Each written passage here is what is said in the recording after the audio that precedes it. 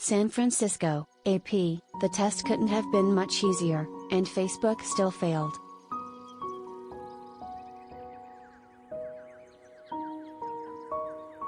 Facebook and its parent company Meta flopped once again in a test of how well they could detect obviously violent hate speech in advertisements submitted to the platform by the non-profit groups Global Witness and Foxglove.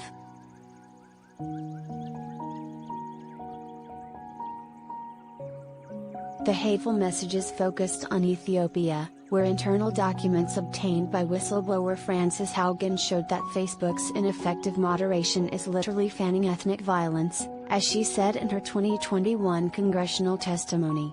In March, Global Witness ran a similar test with hate speech in Myanmar, which Facebook also failed to detect.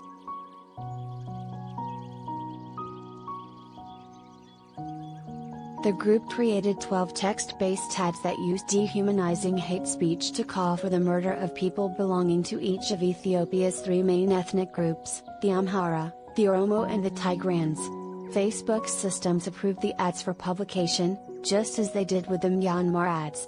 The ads were not actually published on Facebook.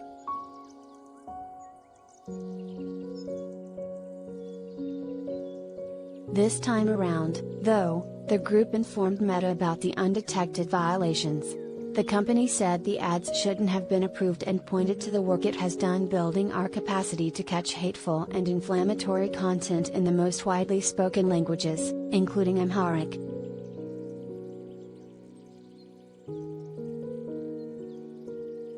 A week after hearing from Meta, Global Witness submitted 2 more ads for approval, again with blatant hate speech.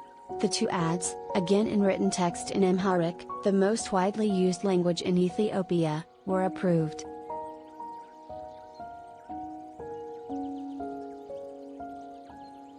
Meta did not respond to multiple messages for comment this week.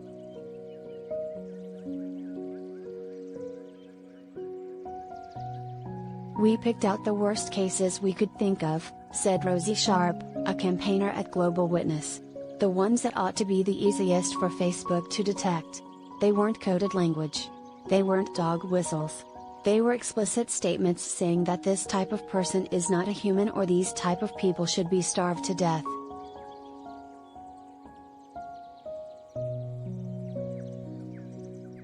Meta has consistently refused to say how many content moderators it has in countries where English is not the primary language. This includes moderators in Ethiopia, Myanmar and other regions where material posted on the company's platforms has been linked to real-world violence.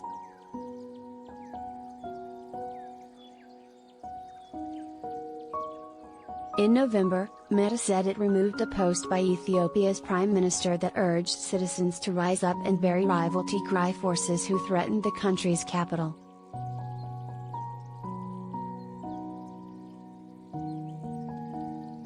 In the since-deleted post, Abiy said the obligation to die for Ethiopia belongs to all of us.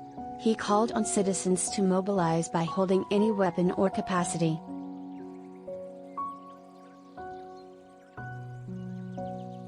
Abiy has continued to post on the platform, though, where he has 4.1 million followers. The US and others have warned Ethiopia about dehumanizing rhetoric after the Prime Minister described the Tigray forces as cancer and weeds in comments made in July 2021.